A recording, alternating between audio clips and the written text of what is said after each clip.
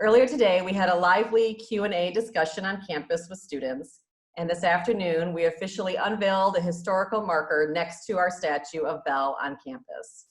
In celebration of the 100th anniversary of the ratification of the 19th Amendment, the National Collaborative for Women's History Sites established the National Votes for Women Trail. Belle is recognized along with 249 other physical sites across the country to commemorate the people, places, and events important to the passage of the 19th Amendment in 1920. We would like to personally thank Mary Elger for her research and work with the Office of the Status of Women to make this marker possible here in Mount Pleasant. Before I introduce our first speaker, I want to thank a few additional groups who have made the 2020 Belle Babb Mansfield Symposium and an Evening with Belle possible. First, to the other members of our leadership team, Mary Elger, Sarah Titus, and Christy Vilsack, we are grateful for your steadfast leadership and support. And a special thank you to our member, Anna Villarreal. Thank you for the amazing work you have done to bring us together in celebration today. Your detailed coordination, tremendous communication, and your cool as cat flexibility is greatly appreciated and admired. Also, a special thank you to our lecture hosts this evening who worked diligently in both March, when we were previously going to have this event, and now in November to support the symposium's continued efforts. Anita Hampton, Abigail Heaton, Kara Avis, Denise McCormick, Elizabeth McLaughlin, Betty Mullen, Christy Perry, and Josie Thomas. You have each helped to make tonight truly special, and we thank you. And finally, I would like to thank our 2020 Belle Babb Mansfield Symposium honorary chairs, Michael and Vanessa Patton. Mike Patton is the general manager of Walmart Distribution Center here in Mount Pleasant. Earlier today, he moderated a fantastic discussion and Q&A for our Wesleyan students with our 2020 Belle Babb Mansfield Award recipient, Carol M. Stern. Mike and Vanessa, thank you for your support of the 2020 Belle Babb Mansfield Symposium for Iowa Wesleyan and the region of Southeast Iowa as a whole. We are so lucky to have you both as part of our family. Mike, if you just want to say hello so everybody knows who you are. Hello, good to be here tonight. Thank you for the opportunity. There's Vanessa, great. Yes, hi. I'm glad you could make it. Good to be here, thank you. Thank you so much, you guys. It is now my pleasure to introduce our first speaker, Dr. Christy Vilsack. Former First Lady of the state of Iowa, Christy is one of the founders of the Belle Babb Mansfield Symposium here at Iowa Wesleyan, and as well as an inaugural recipient of the Mansfield Award in 2015, along with Dr. Juanita Hobby. Christy truly embodies the legacy of Belle, from her work as Senior Advisor for International Education to USAID aid to her continued work supporting educational initiatives and women's empowerment around the world. Christy also serves as a dedicated member of the Iowa Wesleyan Board of Trustees. At this time, I would welcome remarks from Christy Vilsack.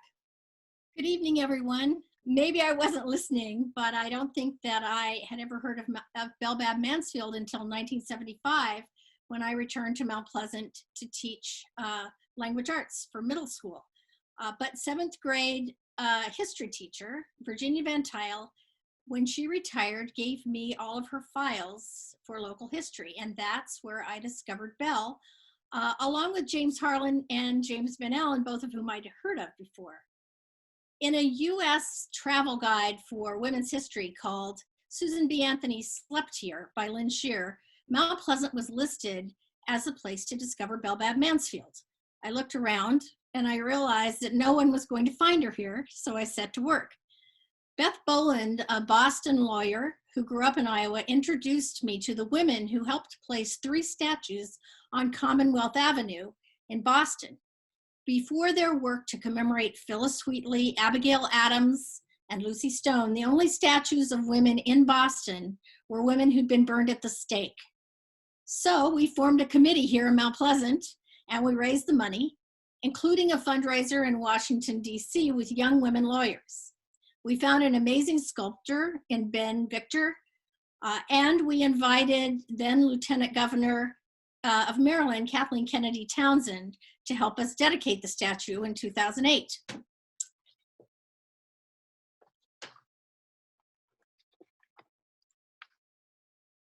sorry.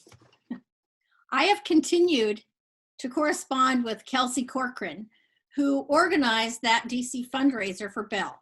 In 2013, she emailed me saying, I want to tell you how much your note about looking Belle in the eye and daring to do something that you've never dared to do before resonated with me. A couple of years ago, a close friend and I realized we never did anything we weren't sure would be successful.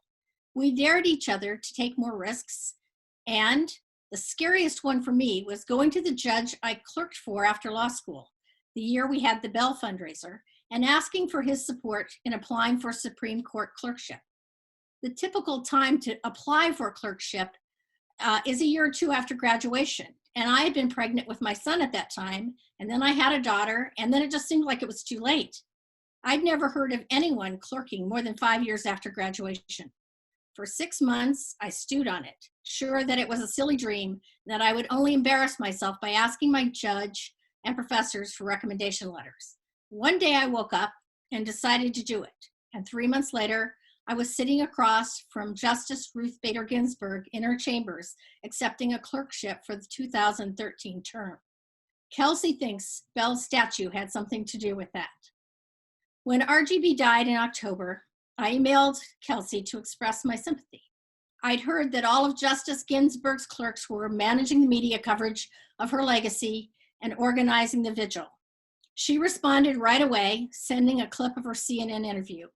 Now she's working at a private law firm, heading up the Supreme Court practice. She was preparing that day to argue a police brutality case, Torres versus Madrid, before the Supreme Court on October 14th. It will be by phone, she said, so I won't have to argue before her empty chair. But the idea of not having her there feels unbearable. She attached a photo in her email of her daughter, now 10, who was a first grader, was giving RGB a book she had written about resistance and Martin Luther King. I heard from her again a few days ago. Kelsey said, "In the great tradition of Belle Babb Mansfield, I am throwing my name into the hat for Solicitor General of the United States. In the 150 years our country has had a Solicitor General, only one woman has held that position, Elena Kagan, who now serves in the Supreme Court. It is well past time for a second. There are a handful of highly qualified women, so we've banded together to advocate for the administration to choose any one of us. Our hope is that as a group, it will be much harder to ignore us and put another man into that position." So that's the purpose of a statue. It's not about celebrating the past. The statue is the physical embodiment of values and ideals like self-confidence, the power of education, challenging the status quo to force change, fairness, and embracing community and philanthropy. Placing a statue on campus to remind us of Belle and annually celebrating her at this symposium by honoring a woman who has dared, like Carol Stern, is a way of keeping her spirit alive and calling a new generation to action. That's why we're gathered here tonight. So thanks for coming. All right, thank you so much, Christy, for your remarks. We are honored to have you here with us tonight. It is now my pleasure to introduce the 30th president at Iowa Wesleyan University, as well as the first female president in our storied 178-year history, Christine Plunkett. Chris has held administrative and executive positions in leadership, accounting, and finance for more than 25 years, including 20 years in secondary and higher education and several years as a technology consultant and small business owner. Through the Registry of the College and University's Presidents, she joined the executive team at Iowa Wesleyan University in July 2015 as Vice President for Finance and Treasurer. Prior to joining Iowa Wesleyan, President Plunkett served in executive positions for 7 years at Burlington College in Burlington, Vermont, including 2 years as president. It is with great pleasure that I introduce to you President Plunkett. Thank you, Meg, and thank you all for joining us tonight. And Christy, thank you for your opening remarks. That was an amazing story. We are all here tonight, as you've probably gathered, because of Christy Vilsack. Christy was inspired by the story of Belle Babb Mansfield and set out to preserve her legacy. One of the ways Christy did this was to help commission a statue in the likeness of Belle that would inspire young girls to know that they could do anything they desired. Thanks to the efforts of many supporters, we now enjoy that statue of Belle by artist Benjamin Victor, which sits on the northwest corner of our campus lawn. Earlier this afternoon, a new historical marker was dedicated adjacent to the statue. In 2020, for the celebration of the 100th anniversary of the ratification of the 19th Amendment, the National Collaborative for Women's History Sites established the National Votes for Women Trail. Our Belle Mansfield, an 1866 graduate of Iowa Wesleyan University and the first woman to pass the bar exam in the United States in 1869, was honored with a trail marker. Specifically, she is recognized for her work in 1870. In June 1870, Belle served as the presiding president of the state's first enfranchisement convention in Mount Pleasant. That two-day event yielded the establishment of the Iowa Women's Suffrage Association. Tonight, we honor the legacy of Belle Mansfield. We celebrate her willingness to take action to make the world a better place. And it's now my pleasure to introduce tonight's keynote speaker, Carol M. Stern, Executive Director of the Walton Family Foundation. A dynamic change maker, Carol has dedicated her career to helping others through education, compassion, advocacy, and rolling up her sleeves. From 2007 to 2019, she served as President and CEO of UNICEF USA, an organization that supports UNICEF's life-saving work to put children first. A sought-after public speaker on topics of kids helping kids, children and philanthropy, anti-bullying, and international development, Carol was invited to present at the White House's inaugural summit on the United State of Women and was named one of the 25 women changing the world in 2017 by People magazine, among many other recognitions.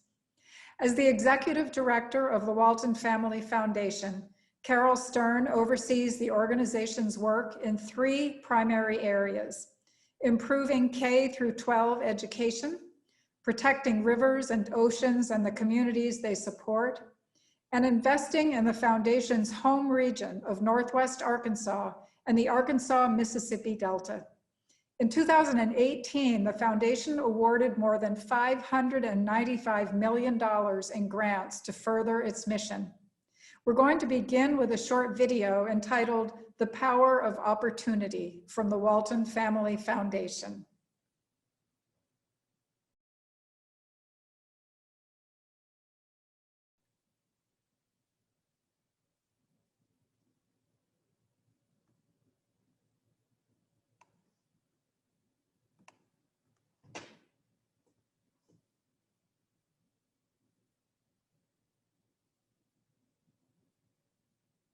So people have a chance to discover their promise and reach their full potential. The Walton Family Foundation believes in the power of opportunity to transform lives, build strong communities, and protect a natural world that sustains us all. You need to be bold, curious, open-minded, buck convention. Look beyond the obvious, innovate, and embrace ideas that ignite lasting change. No one ever solved a big problem by thinking small. For more than 30 years, the foundation has been inspired by those who never see a challenge without striving to overcome it. Those whose inventions are driven by necessity. The dreamers, the doers. Those who are closest to the problem because they're closest to the solution. Like the teacher who insists every child receives an education that meets their individual needs and taps into their unique talents. Like the family farmer who knows their future depends on healthy soil and clean water. Like the artist, determined to get his stories told on a theater stage or a gallery wall. Want to build a world-class museum in the heart of the Ozarks? Don't ask why. Ask why not. Want a heart-pumping four-season trail system that invites adventure? Build it, and people will come. Opportunity thrives in healthy environments. The foundation conserves and protects the places we love most and need most. Colorado River, with water as plentiful as the beauty of a Grand Canyon sunset. A Mississippi River, as clean as it is mighty. A Gulf Coast with wetlands that are growing, not receding. Oceans teeming with fish to feed a hungry planet. Opportunity should never be limited by geography. It should be as available to the child in the Mississippi Delta as the one raised in Midtown Manhattan. It should be as available to the shrimper in Louisiana as the fisherman in Indonesia. The foundation believes small towns matter as much as big cities, rural areas as much as urban. It's never easy overcoming tough challenges. It takes time and steady resolve. But one thing is true. Everyone deserves an opportunity to succeed.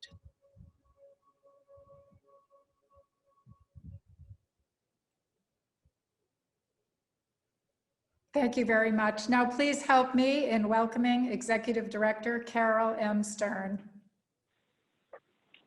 Thank you so much. Thank you, President Plunkett. Thank you, Meg. Thank you, former First Lady Christy Versack. This is really an honor for me to be here. I am incredibly grateful to Iowa Wesleyan University, and I don't even know how to quite express how humbled I am by this award.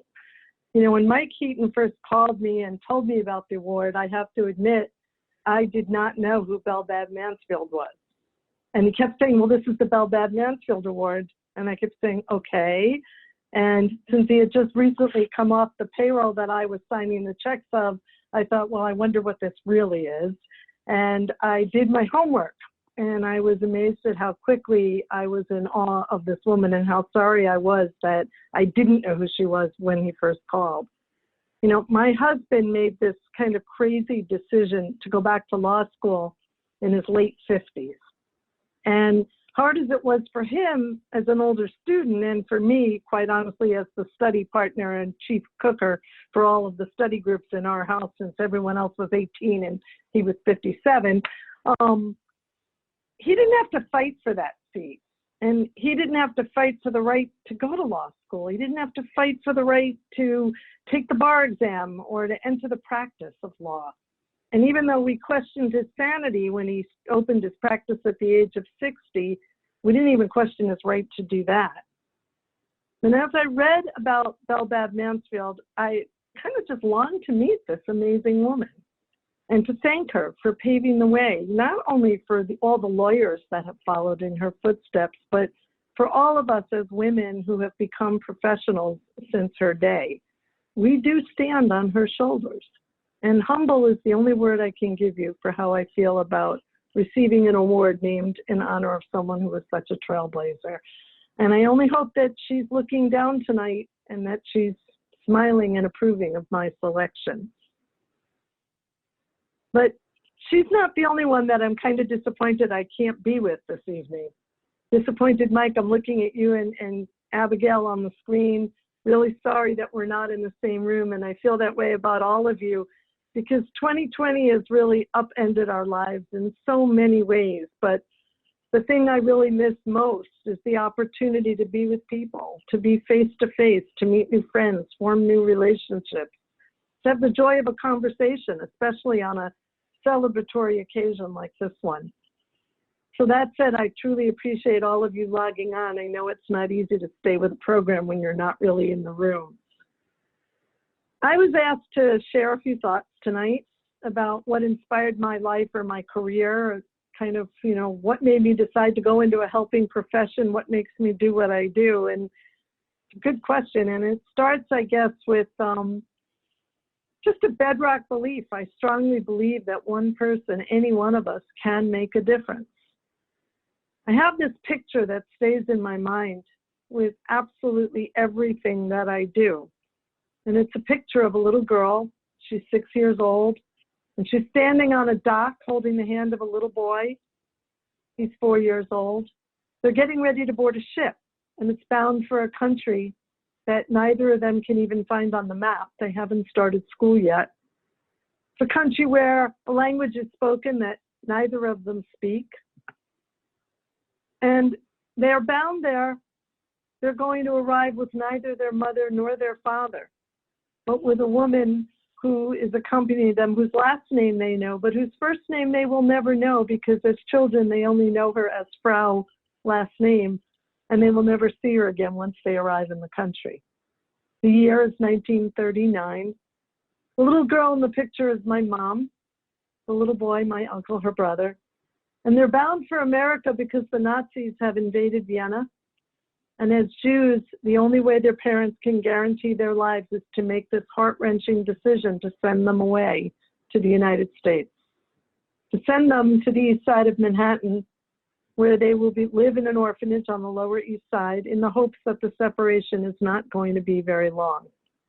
And I heard that story from the time I was old enough to listen, and I heard it repeatedly.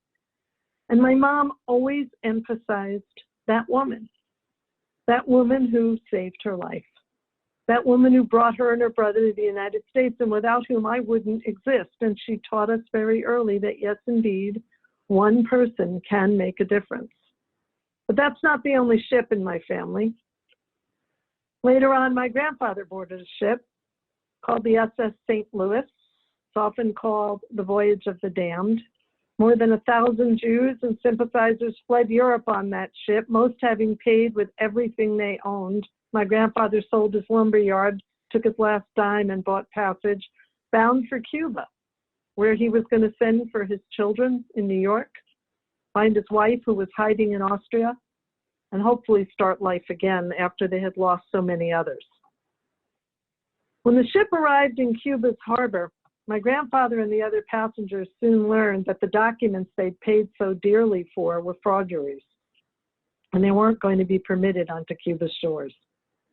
And that boat sat in the harbor for 40 days while the world debated the fate of those passengers, and even the United States refused to take them, and they were ultimately returned to Europe, where most perished at the hands of the Nazis.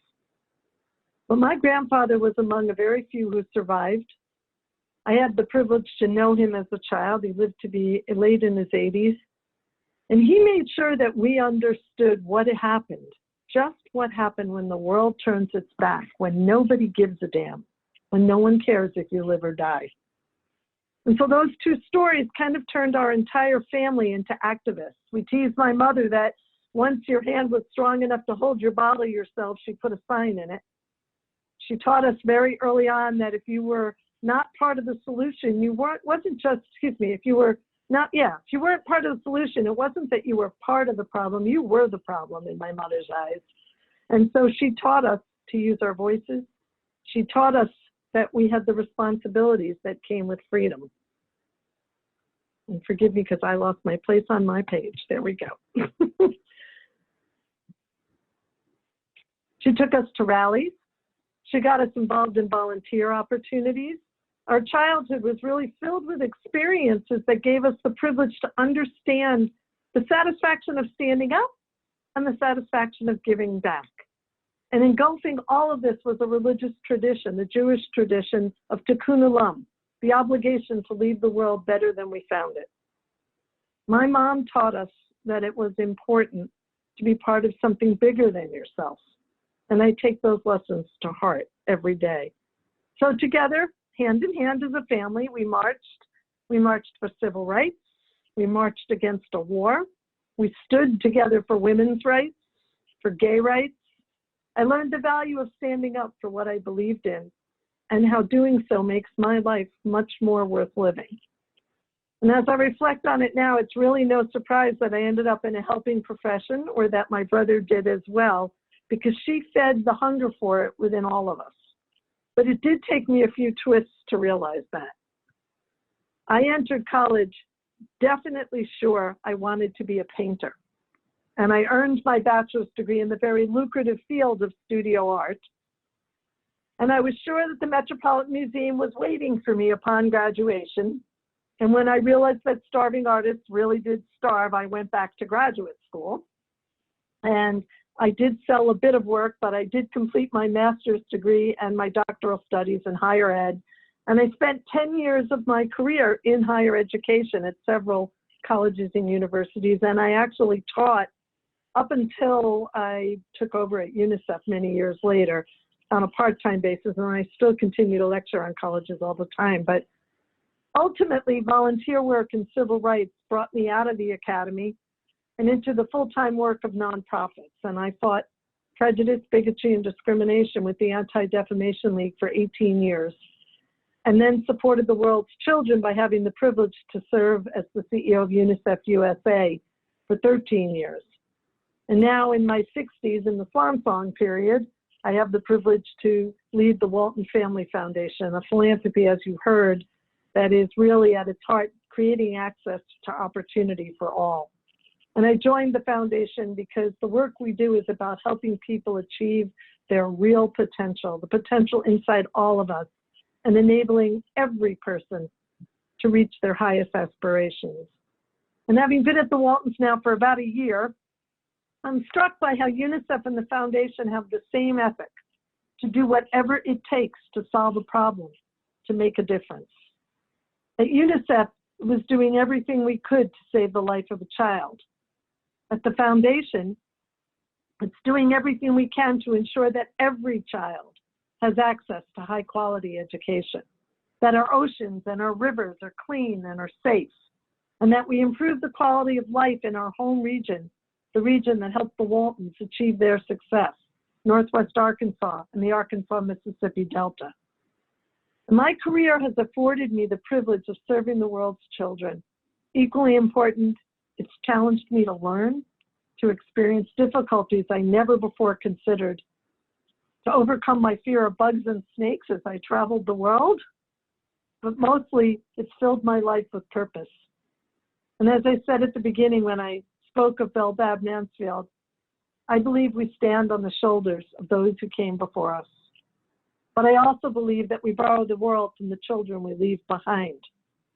And at the heart of my career and my volunteer work is creating a world for our children that we can be proud to leave behind, that my children and my grandchildren can say, my grandma helped do that. So while at the ADL, I fought hard to eradicate hatred for children. And as I traveled the world with UNICEF, I saw the faces of my own kids, my own grandkids on every child I encountered. And I felt the pain of a mom who couldn't feed her child, who was forced to flee her home or to live in a refugee camp, who yearned to secure an education for a child. And more often than not, I found myself saying, there but for the grace of God go I. I am a mother, I am a grandma, and the things I want for my children are the same things that a mother in Mozambique or Haiti or Vietnam or Jordan or even Harlem or New Orleans or right here in Bentonville with me want for their kids. We want our kids to be safe. We want them to be healthy. We want them to go to great schools. We want them to have a hot meal every evening. We want them to feel their bellies so full. And we want to tuck them into warm beds under fluffy blankets. And we want them to dream really big dreams. And as moms, aunts, grantees, uncles, dads, we want to be part of making those dreams come true. Those feelings are not defined by our geography. They're defined by the love we have for the kids in our lives. We don't get to pick where we're born. We wouldn't pick poverty, a war zone, a refugee camp. We wouldn't pick homelessness. We wouldn't pick anything but the best if we had our choice. Education has been a connecting thread throughout my career and my life, from my time as dean at Polytechnic to my work now at the Walton Family Foundation. I believe we're never going to solve the problems of the world unless we solve the problems of education. It is the best tool in the arsenal to interrupt the cycle of poverty. And as our nation faces a real education crisis right now, we have a window of opportunity to be that change, to make that change, to create the education system that we have only dreamed about before. We live in a country where education is a right, not a privilege, and yet it's being denied to far too many, or is being provided at a subpar level, and that is just not okay. We live in a country where the opportunities that exist in one location are impossible to access in others, or only available to some, not all. Change will only come if each and every one of us stands up and works for it. It doesn't just happen. I have always wanted to be part of that change. We need to disrupt the systems and find our way to equity.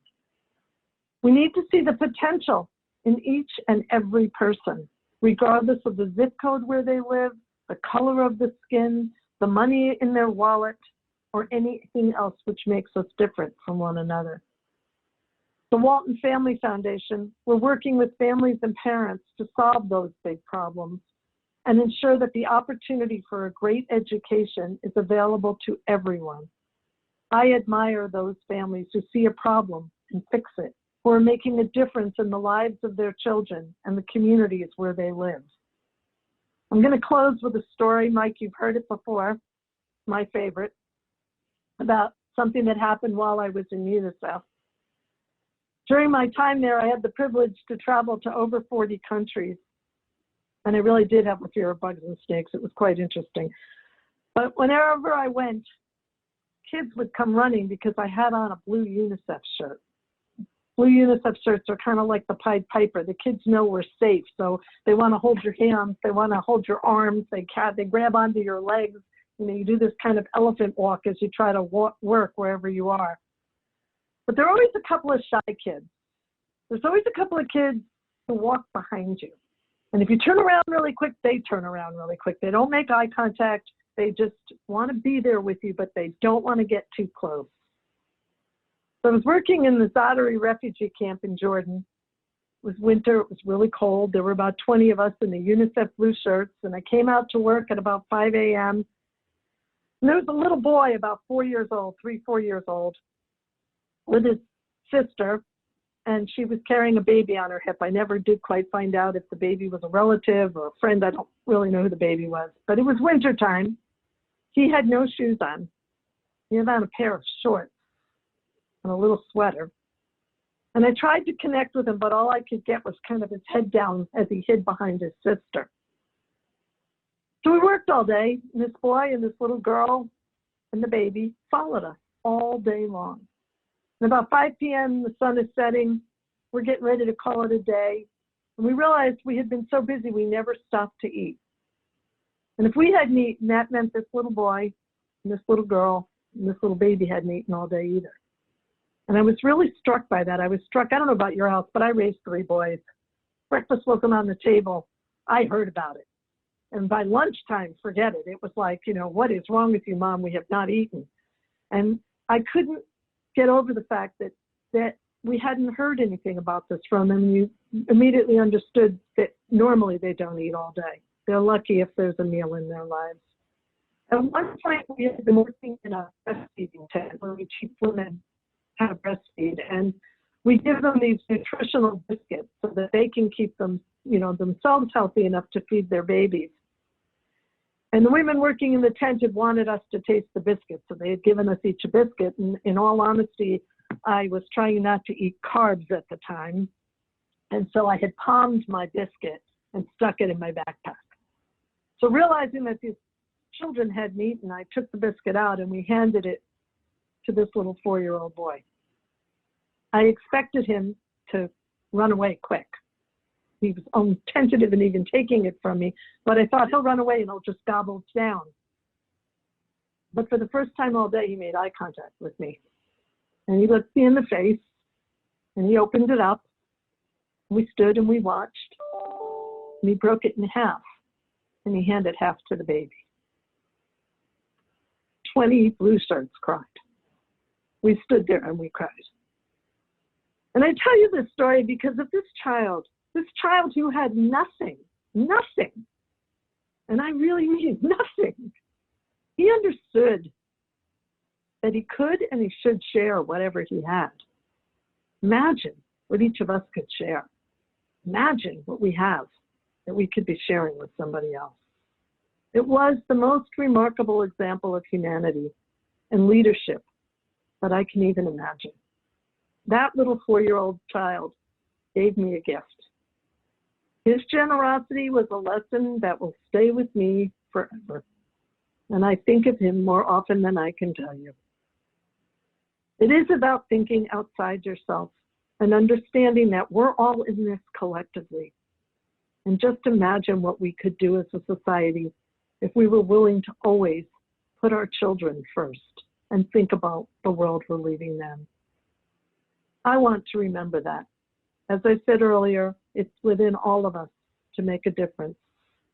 Look at the difference that Belle Babb Mansfield made, not just in her own life, but in the lives of everyone who came after her, who had new opportunities because of what she accomplished. I imagine her life more fulfilled, not because of what she did for herself, but for what she did for others. So my challenge to all of us, to all of you, to myself, we need to dig deep. We need to dig deep within ourselves, in our backpacks. We got to find whatever biscuits we possess, and we need to share them, and share them as much as we can. Thank you so much for this great honor. I do feel privileged. Thank you.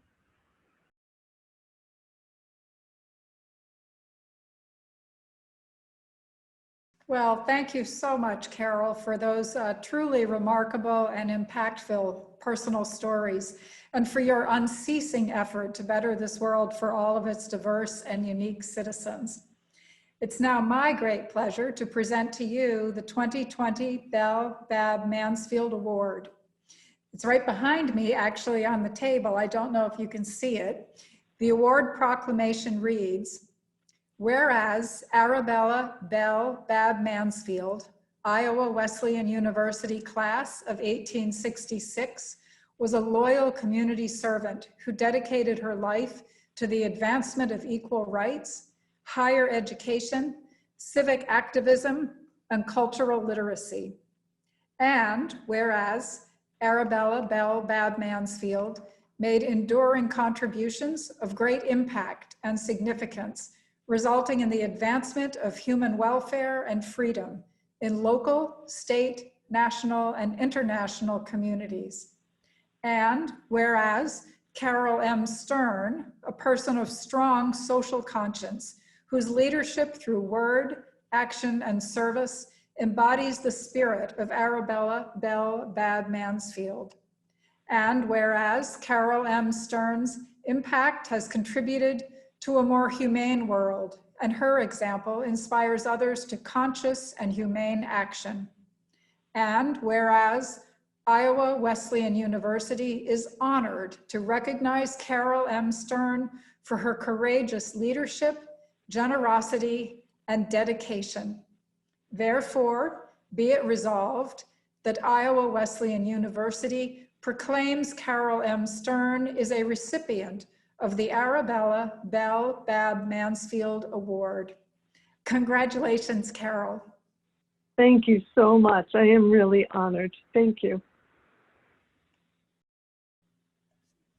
Well, thank you, President Plunkett, and congratulations again, Executive Director Stern. We are just so thrilled to have you with us throughout today. For those of you who do not know, my name is Anna Villarreal. I am the director of the Harlan Lincoln House here at Iowa Wesleyan University and also a member of the Belle Babb Mansfield Symposium team. I have the pleasure tonight of thanking our amazing An Evening with Belle sponsors. Without them, this event, this annual event that we all look forward to every year would not be possible. So we'll begin with our pioneer sponsors, President Christine Plunkett and John Watson, and Dr. Christie and Secretary Tom Vilsack. Our educator sponsors, Paul and Joyce Dennison with KILJ Incorporated.